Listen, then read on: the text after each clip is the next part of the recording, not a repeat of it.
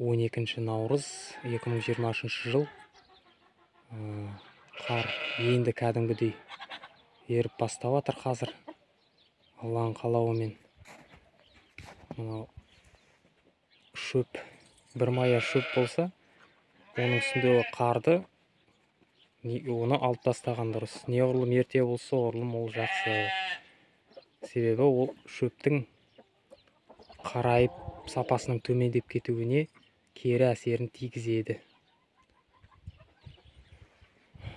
Сондықтан да ол қарды алып тастау керек. Яғни қазір күн еріп жатқан кезде. Егерде ол қар қалып қойған болса да, енді мысалы оның бетіндегі шөп дымқылданып солай мұзданып қалады. Оны жылқыға берген дұрыс.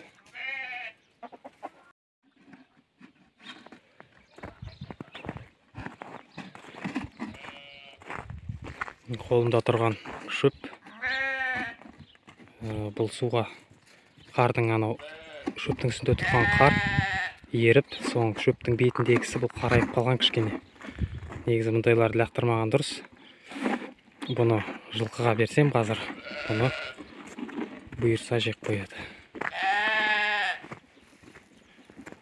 Сырап қылмайық.